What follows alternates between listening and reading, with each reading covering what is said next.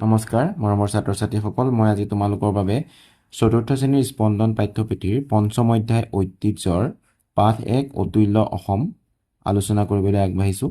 আৰু এই ঐতিহ্য অসম বুলি কওঁতে আমি আমাৰ এই পাঠটিত অসমৰ ঐতিহ্য সম্পৰ্কে কিছু কথা জানিব পাৰিম। আমাৰ ৰাজ্যখনত ঐতিহ্যৰে ভৰা বহু ঠাই আছে। এই ঠাইবোৰ ভ্ৰমণ কৰিবলৈ আমাৰ ৰাজ্যৰ লগতে ভাৰতৰ বিভিন্ন ঠাইৰ পৰা পৰ্যটকো আমাৰ অসমলৈ আহে। আৰু পদ্যটোত ঐতিহ্যৰে পৰা বিভিন্ন স্থানৰ সম্পৰ্কে কি কোৱা হৈছে আমি চাওঁ আহাচোন। আৰু এই পদ্যটো আমি ভিতৰলৈ সোমাই যাম এতিয়া দেই। এদিন গধূলি জুহালত বহে ককা আৰু সৰু নাতি, কথাৰ মাজেৰে ককাই বখানে অসম দেশৰ কীৰ্তি। এতিয়া এই প্ৰথম 4 লাইনত কি কৈছে? এদিন গধূলি জুহালত মানে জুইশালত ককা আৰু সৰু নাতিনী সৰু নাতি ল'ৰাটো আৰু ককাক জুহালত বহিছে। কথাৰ মাজেৰে ককাই বখানে অসম দেশৰ কীৰ্তি।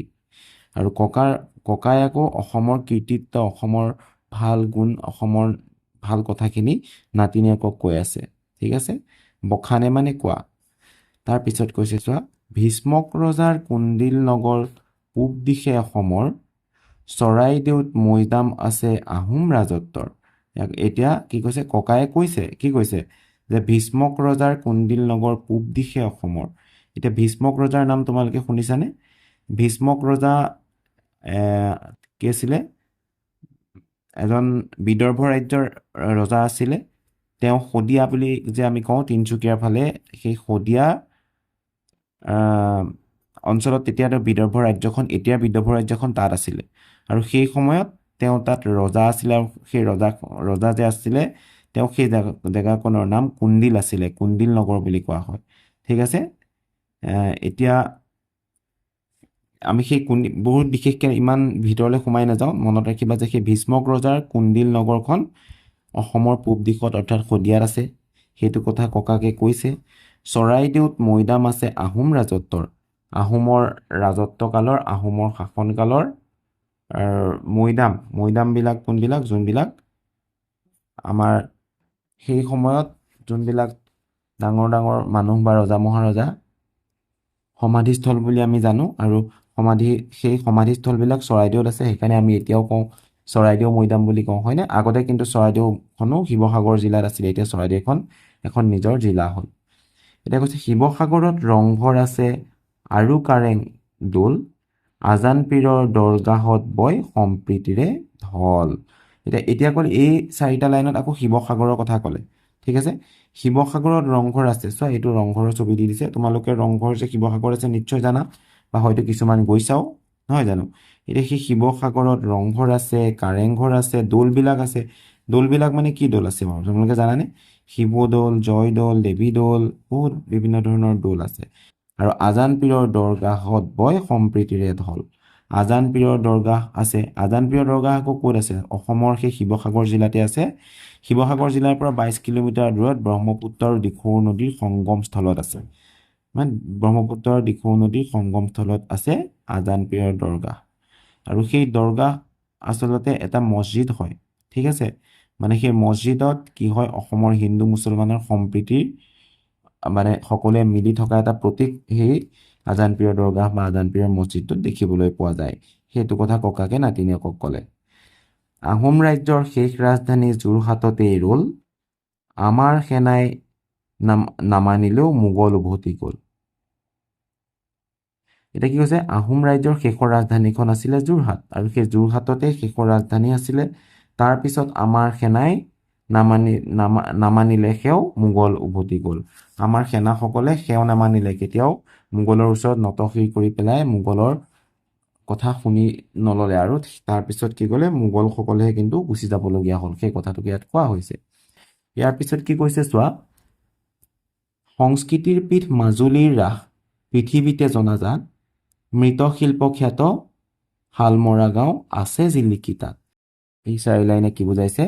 সংস্কৃতিৰ পীঠ মাজুলীৰ ৰাস পৃথিৱীতে জনাজাত, মানে সংস্কৃতিৰ পীঠ, তাত একদম সংস্কৃতি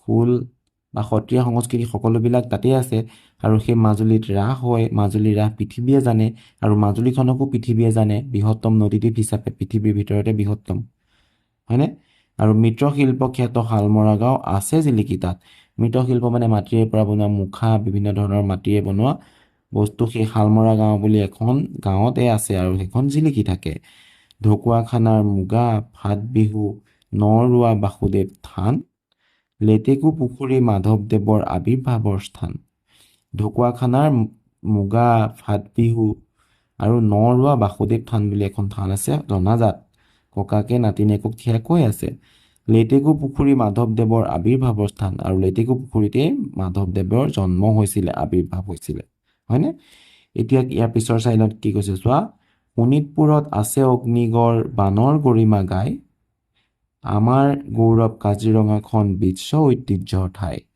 শোণিতপুৰত আছে অগ্নিগড় হয়নে আমি অগ্নিগড় শোণিতপুৰত গ'লে দেখা পাম তাত বান ৰজাৰ গৰিমাৰ কথা আছে বান ৰজাৰ গুণ গৰিমা সকলোবিলাক তাত মূৰ্তি হিচাপেও আছে তাত লিখাও আছে হয়নে আমাৰ গৌৰৱ কাজিৰঙাখন বিশ্ব ঐতিহ্যৰ ঠাই আমাৰ গৌৰৱ কাজিৰঙা এশিঙীয়া গড়ৰ কাৰণে বিশ্বত ঐতিহ্য আছে বিশ্বই চিনি পায় বিশ্ব ঐতিহ্য বুলি স্বীকৃতি পাইছে চ' আকাশত এইটো কিহৰ চিত্ৰ বাৰু কামাখ্যা মন্দিৰ আমি ইয়াৰ কথাও এতিয়া পঢ়িবলৈ পাম ডিমা হাছাওত ডিমাছা ৰজাৰ ৰাজধানী মাইবং মৰিগাঁৱৰ ৰং জোনবিল মেলা যাদু নগৰী মায়ং ডিমা হাছাওত ডিমাছা ৰজাৰ ৰাজধানী আছিলে মাইবং বুলি ডিমাছাৰ ৰজাসকলৰ ৰাজধানী আছিলে সেইখন ক'ত আছে ডিমা হাছাওত আৰু মৰিগাঁৱত কি হয় জোনবিল মেলা মানে কি আছিলে তোমালোকে জানানে জোনবিল মেলাত বস্তু আদান প্ৰদান কৰা হয় মেলা এখন হয় তোমাৰ যোনটো বস্তু প্ৰয়োজন হয় সেই মেলাখনত বেলেগ এটা বস্তু তুমি মানে সলাই লৈ আহিব পাৰা এক্সচেঞ্জ কৰি লৈ আহিব পাৰা আৰু সেই মেলাখন অকল মৰিগাঁৱতে হয় তুমি যদি তোমাৰ যোনটো প্ৰয়োজনীয় বস্তু তুমি সেইটো বেলেগৰ পৰা লৈ তোমাৰ বস্তু বেলেগক তুমি দি থৈ আহিব পাৰিবা তেনেধৰণে ইজনে সিজনে আদান প্ৰদান কৰে আৰু যাদু নগৰী মায়ংখন মৰিগাঁৱতে আছে আৰু সেইখন যাদু নগৰী বুলি কয় যাদু তাতেই হয় যাদু তাত আছে বুলি কয় আৰু যাদু তাৰ পৰা মানুহে শিকিও আহে বহুতে নীলাচলতেই কামাখ্যা মন্দিৰ পঞ্চতীৰ্থ সাজুত পাটবাউসীত গুৰু দুজনাৰ ভকতিৰ বয়শ্ৰুত এতিয়া নীলাচল পাহাৰত কামাখ্যা মন্দিৰ আছে হাজোত আকৌ পঞ্চতীৰ্থ আছে তীৰ্থস্থানখিনি আছে হয়নে নহয় আৰু সেই কাৰণে আমি সেইখিনি জেগালৈ আমি ভক্তিভাৱে আধ্যাত্মিকভাৱে যাওঁ নহয় জানো পাটবাউসীত গুৰু দুজনাৰ পাটবাউসী সত্ৰত আকৌ শংকৰদেৱ আৰু মাধৱদেৱৰ ভকতিৰ সোঁত বয় বুলি কয় তেওঁলোকক ভকতি কৰি নাম গুণ গুণানুকীৰ্তন কৰা হয় বা তেওঁলোকক মনত ৰখা হয় পাটবাউসী সত্ৰত তেওঁলোকৰ ওপৰতেই নাম গুণ বা বিভিন্ন ধৰণৰ আলাপ আলোচনা নাটক ভাওনা এনেধৰণৰ বিলাক হৈ থাকে আৰু যিহেতু এখন সত্ৰ তাত হয়নে তেওঁলোকৰেই চৰ্চা হৈ থাকে শুৱালকুছিত পাটৰ কাপোৰ সৰ্থেবাৰীত কাঁহ পথৰু ঘাটৰ কৃষক বিদ্ৰোহ কৃষকৰ সৎসাহ শুৱালকুছিত পাট মুগাৰ কাপোৰ আছে সৰ্থেবাৰীত কাঁহৰ শিল্প আছে আমি জানো অসমত বিখ্যাত শুৱালকুছিত পাট কাপোৰ বুলি ক'লে বিখ্যাত সৰ্থেবাৰীত কাঁহৰ সামগ্ৰী কাঁহৰ বাচন বৰ্তন বুলিলে বিখ্যাত পথৰু ঘাটৰ কৃষক বিদ্ৰোহ কৃষকৰ সৎসাহ আৰু সেই কৃষক বিদ্ৰোহ কৰিছিলে পথৰুঘাট বুলি জেগাত আৰু সেই তেতিয়াই পথৰুঘাটৰ ৰণ হৈছিলে পথৰুঘাটত যুদ্ধ হৈছিলে কৃষক বিদ্ৰোহ হৈ কৃষকসকলক কৰা শোষণৰ বাবে ইংৰাজৰ ওপৰত আমাৰ মানুহসকলে আমাৰ অসমীয়াসকলে তেওঁলোকৰ সৈতে যুদ্ধ কৰিবলৈ গৈছিলে আৰু তেতিয়াই পথৰুঘাটৰ কৃষক বিদ্ৰোহ সংঘটিত হৈছিলে ঠিক আছে ইয়াৰ পিছৰ পেজটোত কি আছে চাওঁ আহা ধুবুৰী জিলিকে টেগ বাহাদুৰ নেতাই ধুবুনী ঘাট বৰাক শুৱনি ভুৱন মোহন পবিত্ৰ তীৰ্থতাত এই চাৰিলাইনে কি কৈছে ধুবুৰী জিলিকে টেগ বাহাদুৰ নেতাই ধুবুনী ঘাট এই দুটা প্ৰসিদ্ধ স্থান মানুহে ভ্ৰমণ কৰিবলৈ যায় ঠিক আছে তাত কি সেইকাৰণে ধুবুৰীখন জিলিকি থাকে বৰাক শুৱনি ভুৱন মোহন পবিত্ৰ তীৰ্থতাত ভুৱন মোহন বুলি বৰাকত ভুৱন মোহন বুলি পবিত্ৰ তীৰ্থস্থান আছে আৰু সেইকাৰণে বৰাকৰ ভুৱন মোহন বিখ্যাত সেই সকলোবিলাক কথা ককাকে নাতিনীয়েকক কৈ আছে কবিতাৰ মাধ্যমেৰে আলচ সামৰি ককাই ক'লে দিবা শুনামোৱা মন ইয়াৰ উপৰি বহু ঐতিহ্যৰ ভঁৰাল অসমখন কি কৈছে আলচ সামৰি মানে আলোচনা বা কথা বতৰা সামৰি ককাই ক'লে দিবা শুনামোৱা মন সোণামুৱা বা সোণটো নাতিনীয়েকক কৈছে তুমি মন দিবা দেই, ইয়াৰ উপৰিও কিন্তু বহু ঐতিহ্যৰ মানে কথা ভঁৰাল, অসমখনত বহুত ঐতিহ্য আছে, মই তোমাক কিছু আভাসহে দিছোঁ, আৰু ইয়াত এইখিনি তোমালোকে তুমি মন দিবা, আৰু ইয়াৰ পিছত আৰু তুমি কিবা কিবি শিকিব পাৰিবা। ঠিক আছে, তোমালোকেও ঠিক এই কথাখিনি জানিলা, আৰু ইয়াৰ পৰা তোমালোকে বিশ্বৰ ঐতিহ্য বিভিন্ন ধৰণৰ কথা গম পালা, আৰু বহু কথা আছে সেইখিনি তোমালোকে নিজে বেলেগ কিতাপ বা মোবাইল ভিডিঅ' ইউটিউব চাইও তোমালোকে শিকিব পাৰিবা। এতিয়া মই তোমালোকৰ ক্ৰিয়াকলাপৰ পাঠভিত্তিক প্ৰশ্নোত্তৰলৈ আহিছোঁ। ইয়াত কৈছে তলৰ বাওঁফালৰ কলপাতত দিয়া শব্দবোৰৰ অৰ্থ সোঁফালৰ কলপাতত খেলি মেলিকৈ দিয়া আছে। দুফালে কলপাত আছে, ইয়াত শব্দ, ইয়াত অৰ্থ আছে। তাৰ পৰা শুদ্ধ অৰ্থটো বাছি উলিয়াই খালী ঠাইত লিখা। এটা তোমালোকৰ কাৰণে কৰি দিছে খ্যাত, খ্যাতটোৰ অৰ্থ হ'ব প্ৰসিদ্ধ, জনা, শুনা। ঠিক আছে, এতিয়া ইয়াত ঠিক আছে বখানে, বখানেটোৰ অৰ্থটো ইয়াত আছে চোৱা, প্ৰশংসা কৰে। কীৰ্তি, কীৰ্তিৰ অৰ্থ সুখ্যাতি। সেও, সেও মানে হ'ল বহ হোৱা, ইয়াত আছে অৰ্থটো। আৰু ঐতিহ্য, ঐতিহ্য মানে হৈছে গৌৰৱপূৰ্ণ সম্পূৰ্ণকৈ লিখা নাই, গতিকে মই তোমালোকক আৰু ভালকৈ লিখি শ্লাইড এখন দি দিম, ইয়াৰ পিছতে তোমালোকে চাই ল'ব পাৰিবা। গৌৰৱপূৰ্ণ পৰম্পৰা, ইয়াতে আছে চোৱা বিষয় বা প্ৰথা, গৌৰৱপূৰ্ণ পৰম্পৰাগত বিষয় বা প্ৰথা। আলচ, আলচ মানে আলোচনা কৰা বা চৰ্চা কৰা। আৱিৰ্ভাৱ, জন্ম বা অৱতাৰ। ইয়াত আৰু এটা আছে, মোৰ ঠাই নাই কাৰণে নাই লিখা, গৌৰৱ হ'ব গৰিমা। এইটো তোমালোকক মই এইখন শ্লাইড এখন দি দিছোঁ, চোৱাচোন। তোমালোকে এনেধৰণে লিখিব পাৰিবা, চোৱা খ্যাত, প্ৰসিদ্ধ, জনা শুনা, বখানে, প্ৰশংসা কৰে, এনেধৰণে মই তোমালোকক গোটেইকেইটা দি দিছোঁ। ঠিক আছে, ইয়াৰ পিছৰ প্ৰশ্ন 2 চোৱা। তলত দিয়া প্ৰশ্নবোৰৰ শুদ্ধ উত্তৰটো বাছি উলিয়াই সঠিক বৃত্তটো পূৰ কৰা। ইয়াত কৈছে ডিমাচা ৰজাৰ ৰাজধানী ক'ত আছিল? আমি পাইছিলোঁ ডিমাচা ৰজাৰ ৰাজধানী মাইবঙত। আহোমসকলৰ শেষৰ ৰাজধানী যোৰহাটত, হয়নে নহয়? ডিমাচা, মাইবং। গতিকে আমি ইয়াতে গটো ঠিক কৰি গটো আমি এনেধৰণে ৰং কৰিব লাগিব। আহোম ৰাজত্বৰ ঐতিহ্য কিহে বহন কৰে? আহোম ৰাজত্বৰ ঐতিহ্য মৈদামে বহন কৰে। অগ্নিগড়, কাজিৰঙা, দৰগাহটো আছেই, লগতে মৈদামে বহন কৰে। গতিকে আমি ইয়াত ঘটো শুদ্ধ কৰি ঘটো আমি এনেধৰণে ৰঙেৰে পূৰ্ণ কৰিব লাগিব। তলৰ কোনখন ঠাই পাটৰ কাপোৰৰ বাবে বিখ্যাত? আমি পাই আহিছোঁ যে শুৱালকুছিৰ পাট, আমি কবিতাটোত পাই আহিছিলোঁ। যোৰহাট, ঢকুৱাখানা, মাইবঙৰ নহয়, শুৱালকুছিৰ। গতিকে আমি ঘটোত এনেধৰণে ৰং কৰিব লাগিব। ইয়াৰ পিছৰ প্ৰশ্নলৈ আমি যাওঁ আহাচোন। ইয়াৰ পিছত আছে 3, তলত দিয়া প্ৰশ্নকেইটাৰ উত্তৰ কোৱা আৰু লিখা। ইয়াতে কত কৈছে আহোম ৰাজ্যৰ শেষ ৰাজধানী ক'ত আছিল? উত্তৰটো হ'ব আহোম ৰাজ্যৰ শেষ ৰাজধানী যোৰহাটত আছিল। খ, মৃৎশিল্পৰ বাবে বিখ্যাত গাঁওখনৰ নাম কি? উত্তৰ, মৃৎশিল্পৰ বাবে বিখ্যাত গাঁওখনৰ নাম হ'ল শালমৰা গাঁও। এইখন ক'ত আছে? মাজুলীত আছে। আৰু মৃৎশিল্প মানে মাটিৰে বনোৱা দেই। ইয়াৰ পিছৰ প্ৰশ্ন গ, মাধৱদেৱে ক'ত জন্মগ্ৰহণ কৰিছিল? উত্তৰ, মাধৱদেৱে লেটেকু পুখুৰীত জন্মগ্ৰহণ কৰিছিল। ঘ, কোনখন পবিত্ৰ তীৰ্থই বৰাকক শুৱনি কৰিছে? উত্তৰ, ভুৱনমোহন নামৰ পবিত্ৰ তীৰ্থই বৰাকক শুৱনি কৰি আছে। ঙ, ককাকে সোণামুৱা বুলি কাক সম্বোধন কৰিছিল? উত্তৰ, ককাকে সোণামুৱা বুলি তেওঁ সৰু নাতিয়েকক সম্বোধন কৰিছিল। আৰু এই গোটেই কবিতাটো ককাকে সৰু নাতিয়েককেই বা নাতিনীয়েককে কথাখিনি কৈ আছিলে, প্ৰসিদ্ধ বা ঐতিহ্যপূৰ্ণ ঠাইখিনিৰ কথা, নহয় জানো? ইয়াৰ পিছৰ প্ৰশ্ন 4, কত দিছে লিখো আহা বুলি কৈ পাটবাউসীত গুৰু দুজনাৰ ভকতিৰ বয় শ্ৰুত। এতিয়া প্ৰশ্নটো কৈছে পাটবাউসী ক'ত? পাটবাউসী বৰপেটা জিলাত অৱস্থিত। ইয়াৰ পিছৰ প্ৰশ্ন, গুৰু দুজনা বুলি কাৰ কাৰ কথা কোৱা হৈছে? উত্তৰ, গুৰু দুজনা বুলি শ্ৰীমন্ত শংকৰদেৱ আৰু শ্ৰী শ্ৰী মাধৱদেৱৰ কথা কোৱা হৈছে। তাৰ পিছৰ প্ৰশ্নত কৈছে ভকতিৰ শ্ৰুত মানে কি বুজা? ভকতিৰ শ্ৰুতটোৱে কি বুজোৱা হৈছে? ইয়াৰ ভকতিৰ শ্ৰুত বুলি কওঁতে কি বুজাইছে? ইয়াৰ জৰিয়তে গুৰু দুজনাই প্ৰচাৰ কৰা ভক্তি ধৰ্মৰ প্ৰসাৰ আৰু জনপ্ৰিয়তাৰ কথা বুজোৱা হৈছে। ইয়াৰ পিছৰ প্ৰশ্ন খত দিছে আজান পীৰৰ দৰগাহত বয় সম্প্ৰীতিৰে ঢল। ঠিক আছে, ইয়াত কৈছে প্ৰথম প্ৰশ্নত আজান পীৰৰ দৰগাহ ক'ত আছে? আজান পীৰৰ দৰগাহ শিৱসাগৰৰ পৰা 22 কিলোমিটাৰ দূৰত আছে, নহয় জানো? ইয়াৰ পিছৰ প্ৰশ্নত কৈছে সম্প্ৰীতিৰে ঢল মানে কি বুজোৱা হৈছে? উত্তৰ, ইয়াৰ জৰিয়তে হিন্দু আৰু মুছলমান সম্প্ৰদায়ৰ মাজত থকা মৰম চেনেহ অৰ্থাৎ মিলা প্ৰীতি ভাতৃত্ববোধ আৰু একতাৰ কথা বুজোৱা হৈছে। আজান পীৰৰ দৰগাহত সম্প্ৰীতিৰ ঢল বয়। ঠিক আছে, ইয়াৰ পিছত 5 প্ৰশ্নত দিছে মিলাও আহা, কংসৰ লগত সংস মিলাবলৈ দিছে। আমি কবিতাটোৰ মাজতে গোটেইখিনি পাইছোঁ।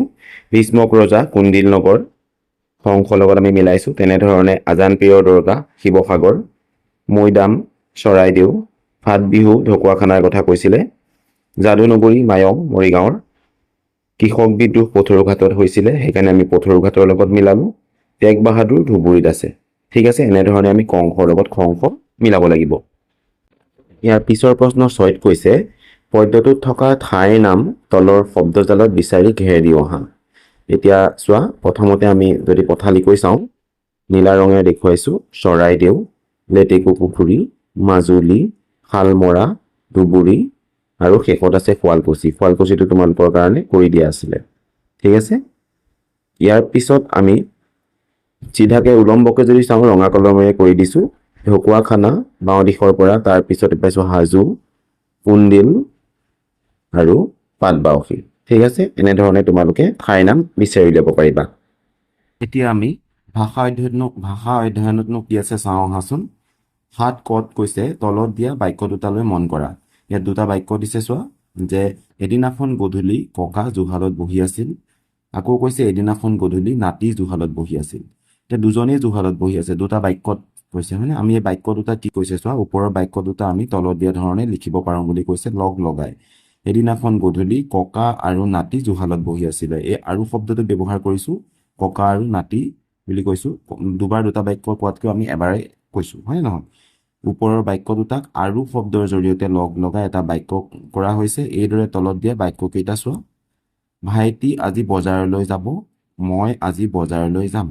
ইয়াত আমি দুটাক যদি একেলগে লিখোঁ, ভাইটি আৰু মই, ভাইটি আৰু মই, এই আৰু শব্দটো লগাই দুটা বাক্যক আমি এটা বাক্য কৰিলোঁ, আৰু শব্দ ব্যৱহাৰ কৰিলোঁ। ভাইটি আৰু মই আজি বজাৰলৈ যাম। আমি দেখিলোঁ যে আৰু শব্দটো একাধিক পদ বা বাক্য সংযোগ কৰে। ই এটা অব্যয়। একাধিক পদ যদি সংযোগ কৰে তেতিয়া তাক আমি অব্যয় বুলি কওঁ। পদৰ শেষৰ পদটোৰ নাম কি আছিলে? অব্যয় পদ। আৰু এতিয়া আমি অব্যয় পদ বুলি কওঁ। ইয়াত চোৱা, জানো আহা বুলি কৈছে তোমালোকক। যিবোৰ পদৰ ৰূপ কেতিয়াও সলনি নহয় সেই পদবোৰক অব্যয় পদ বোলে। ইয়াত পদৰ ৰূপ সলনি হোৱা নাই, আৰু সেই এইবোৰ পদ সকলো প্ৰকাৰৰ বাক্যতে একেই থাকে। অব্যয় পদবোৰ বেলেগ বেলেগ ৰূপৰ পাব নোৱাৰি, বেলেগ বেলেগ ৰূপত পাব নোৱাৰি বুলি কৈছে। ঠিক আছে, এতিয়া চাওঁ আহা, তলত কেইটামান বাক্য আছে। বৰ গৰম, বাহ ইমান ধুনীয়া। এই দুটা বাক্য চোৱা, এইদৰে হৰ্ষ বিষাদ বাহ এনেকে যদি থাকে, মানে গৰম উঠিছে আৰু খং উঠিছে, বিষাদ লাগিছে, আৰু বাহ ফূৰ্তি লাগিছে। হৰ্ষ বিষাদ সুখ দুখ মনৰ আবেগ আদি প্ৰকাশ কৰা বাহ আদিও অব্যয়। আৰু আমি এই আৰু লেখীয়াকৈ আৰু বাহ ইহঁতবিলাকো আমি অব্যয় হিচাপে ব্যৱহাৰ কৰা হৈছে। আৰু ইয়াৰ পিছত কি কৈছে চোৱা, সেইদৰে ঐ তৰা এইফালে আহচোন, হেৰা ক'ত যোৱা, এনেকুৱা সম্বোধন কৰিবলৈ ব্যৱহাৰ কৰা ঐ, হেৰা আদি শব্দও অব্যয় পদ। তাৰপিছত কৈছে মলয়া নাইবা তৰালিয়ে যাব, অনিৰ্বাণে ফুটবল খেলিব কিন্তু ক্ৰিকেট নেখেলে, তেওঁ যদি আহে তেন্তে মই ঘৰতে থাকিম। ইয়াত চোৱা, নাইবা কিন্তু যদি, দেখিছানে? নাইবা অথবা কিন্তু অব্যয় পদ। এনেকুৱা অনিশ্চয়তা বুজাবলৈ যদি যদিটো ব্যৱহাৰ কৰা হয় তেতিয়াও অব্যয় পদ। গতিকে আমি অব্যয় পদবোৰ কেনেকুৱা আমি ইয়াক মনত ৰাখিব লাগিব। আৰু এতিয়া আমি শিপিঠিত জ্ঞান সম্প্ৰসাৰণত কি দিছে চাওঁ চোৱা। উপযুক্ত অব্যয় ব্যৱহাৰেৰে তলত দিয়া দফাটো সম্পূৰ্ণ কৰা বুলি কৈছে। বৰ গৰম, দিব পাৰিম। ঐ মদন বজাৰলৈ যাবিনে? তাৰপিছত যদি অনিশ্চয়তা, যদিটো এনেকুৱা, যদি শব্দটো আমি মাত্ৰ পাইছিলোঁ অনিশ্চয়তা সূচক, ই অব্যয় পদ। তই যদি নাযাওঁ তেন্তে মই অকলেই যাম, বজাৰৰ পৰা নাৰিকল আৰু কঁঠাল আনিম, মই চাইকেল লৈ বা খোজকাঢ়ি বজাৰলৈ যাম, বাহ কি সোৱাদ, তই নাৰিকল আৰু কঁঠাল খাব পাৰিবি। ঐ, যদি, আৰু, বাহ আৰু এই শব্দবিলাকক আমি এই পদবিলাকক অব্যয় পদ বুলি কৈছোঁ, আৰু অব্যয় পদ ব্যৱহাৰ কৰি এনেধৰণে খালী ঠাই পূৰণ কৰিব পাৰিম। ইয়াৰ পিছত কি কৈছে চোৱা, পঢ়া বুলি কৈছে। ৰাতুল কলিতা এজন 4ৰ্থ শ্ৰেণীৰ ছাত্ৰ। তেওঁ নিজৰ জিলাখনৰ বিষয়ে তলত দিয়া ধৰণে বৰ্ণনা কৰি এটা দফা লিখিছে। এতিয়া তেওঁ ইয়াত নামটো দিছে ৰাতুল কলিতা, জিলা ওদালগুৰি, আৰু সেই তেওঁ জিলাখনৰ চাৰিসীমাটো লিখিছে। চোৱা, জিলাৰ চাৰিসীমা: উত্তৰ দিশে ভূটান আৰু অৰুণাচল প্ৰদেশ, দক্ষিণে আছে দৰং জিলা, পূবে আছে শোণিতপুৰ জিলা, পশ্চিমে আছে বাক্সা জিলা। দেখিছা জিলাখনৰ প্ৰাচীন ঐতিহ্য। জিলাখনৰ প্ৰাচীন কালতনো কি ঐতিহ্য আছিলে? ওদালগুৰিৰ জোৰ পুখুৰীটো শিলেৰে নিৰ্মিত প্ৰাচীন মন্দিৰৰ ভগ্নাৱশেষ উদ্ধাৰ হৈছে। ওদালগুৰিত কি হৈছে? জোৰ পুখুৰীত শিলেৰে নিৰ্মাণ কৰা প্ৰাচীন মন্দিৰৰ ভগ্নাৱশেষ, মানে ভঙা চিঙা অৱশিষ্ট পোৱা গৈছে। আৰু এই ভগ্নাৱশেষত বিভিন্ন ফুলৰ চানেকি কটা শিল, জ্যামিতীয় আকৃতিৰ কটা শিল আদি পোৱা গৈছে। মানে তাত স্থাপত্য বা যোনবিলাক ভাস্কৰ্যবিলাক আছে, মানে তেওঁ হাতেৰে কটা শিল, জ্যামিতীয় আকৃতিৰ শিল এইবিলাক পোৱা গৈছে। এইখন তেওঁ লিখিলে কিহৰ কথা? তেওঁ নিজৰ জেগা ওদালগুৰিৰ কথা। এতিয়া কৈছে ওপৰৰ আৰ্হিত তোমালোকে নিজৰ জিলাখনত থকা যিকোনো এখন ঠাইৰ বিষয়ে এটা দফা লিখা। এইটো তোমালোকে নিজে চেষ্টা কৰি চাবা। তথাপি মই তোমালোকক আৰ্হিটো দি দিবলৈ বিচাৰিছোঁ ওপৰত কৈ পেলাই। তো ধৰি লোৱা নাম, এতিয়া ৰাতুল কলিতা জেগাত দিয়া এতিয়া তোমাৰ নিজৰ নামটো লিখিলা। জিলা ধৰি লোৱা গোলাঘাট জিলা। গোলাঘাট জিলাৰ চাৰিসীমা যদি লিখিবলৈ যোৱা, উত্তৰে কি আছে? উত্তৰে আমাৰ ব্ৰহ্মপুত্ৰ নদী আছে গোলাঘাট জিলাৰ। তাৰ সিফালে লখিমপুৰ, ধেমাজি আছে। দক্ষিণে কি আছে? দক্ষিণে কাৰ্বি আংলং আছে। পূবে কি আছে? নগাঁও আছে। আৰু পশ্চিমে কি আছে? পূবে আমাৰ যোৰহাট আছে আৰু পশ্চিমে আছে নগাঁও জিলা। ঠিক তেনেধৰণে তোমালোকে চাৰিসীমা দিলা। আৰু জিলাখনৰ ঐতিহ্যৰ কথা যদি লিখিবলৈ যোৱা, গোলাঘাট জিলাৰ ঐতিহ্যৰ কথা লিখিব পাৰিবা। গোলাঘাট জিলাৰ বাবা থান বুলি আছে, নুমলীগড়ৰ কথা লিখিব পাৰিবা, দেৰগাঁও শিৱদৌলৰ কথা লিখিব পাৰিবা, গৰম পানীৰ কথা লিখিব পাৰিবা। তোমালোকৰ গৰম পানীৰ উহ আছে, হয়নে নহয়? আৰু সেই গোটেই কথাখিনি তোমালোকে এনেকৈ লিখি পেলাই নিজে প্ৰস্তুত কৰিব পাৰিবা। আৰু তোমালোকে যদি বেলেগ জিলা হওক, তোমালোকে নিজৰ জিলাৰ কাৰণে তেনেধৰণে নিজে প্ৰস্তুত কৰি ল'ব পাৰিবা। একো বিশেষ অসুবিধাৰ কথা নাই। ঠিক আছে? ইয়াৰ ৯ প্ৰশ্নত কি কৈছে চোৱা, বাওঁফালে থকা কথাবোৰ অসমৰ কোনখন ঠাই বুজাই দলত আলোচনা কৰি লিখা। যাদুনগৰী, মায়ং আমি পাইছোঁৱেই। শুৱালকুছি বস্ত্ৰনগৰী, গতিকে আমি বস্ত্ৰনগৰীত শুৱালকুছি দিছোঁ। সত্ৰনগৰী বুলি ক'লে আমি মাজুলীৰ কথা ক'ম। পঞ্চতীৰ্থ সাজু আমি জানি, আৰু আমি কবিতাটো পাইছোঁ। সোণালী সূতাৰ দেশ বুলি কওঁতে অসম বুলি কৈছে। অসমৰ শুৱালকুছিখনৰ কথা ইয়াত আমি ক'ব লাগিব। অসমৰ পিৰামিড য'ত মৈদাম আছে, চৰাইদেউ। অসমৰ নৱদ্বীপ বুলি ক'লে আমি নলবাৰীৰ কথা ক'ব লাগিব। নলবাৰী, ঠিক আছে? নলবাৰী সাংস্কৃতিক দিশৰ পৰা মানে তেওঁ সেই নলবাৰীখনক নৱদ্বীপ বুলি নাম দিয়া হৈছে। ঠিক আছে? আমি সেইকাৰণে অসমৰ নৱদ্বীপ বুলি ক'লে নলবাৰীৰ কথা ক'ব লাগিব। এতিয়া তোমালোকক প্ৰকল্প প্ৰস্তুত কৰিবলৈ দিছে। তোমালোকে প্ৰকল্প প্ৰস্তুত কৰোঁতে তোমাৰ জিলাত থকা ঐতিহ্যপূৰ্ণ ঠাই এখন তালিকা প্ৰস্তুত কৰা। সকলোৰে জিলাত নিজৰ নিজৰ ঐতিহ্যপূৰ্ণ ঠাই আছে। সেইকাৰণে নিজৰ জিলাখনৰ নাম লিখি তাত ঐতিহ্যপূৰ্ণ বা পুৰণি কীৰ্তিচিহ্ন, দৌল দেৱালয় যি আছে তোমালোকে এখন তালিকা প্ৰস্তুত কৰিবা। ঠিক আছে? দলত ভাগ হৈ অসমৰ বিভিন্ন ঐতিহ্য ক্ষেত্ৰৰ ফটো সংগ্ৰহ কৰি এটা এলবাম প্ৰস্তুত কৰা। আৰু সেই তোমালোকে নিজেও গৈ পেলাই পাৰা, বা তোমালোকে ইণ্টাৰনেটতো উপলব্ধ সকলো ঠাইৰে ফটো, আৰু গতিকে ফটোখিনি তোমালোকে উলিয়াই এটা এলবাম প্ৰস্তুত কৰিব পাৰা। ফটোখনৰ তলতে নামটো লিখি দিলা। ঠিক তেনেধৰণে এটা এলবাম প্ৰস্তুত কৰিব পাৰা। ঠিক আছে? এই চেপ্টাৰটো মই তোমালোকৰ ইমানতে শেষ কৰিছোঁ। অতুল্য অসমৰ সম্পূৰ্ণ পাঠ আৰু প্ৰশ্নোত্তৰ আলোচনা কৰিলোঁ। যদি তোমালোকৰ কিবা বিশেষ জানিবলগীয়া থাকে কমেণ্ট যোগে জনাবা। ভিডিঅ'টো ইমান সময় চোৱাৰ বাবে ধন্যবাদ।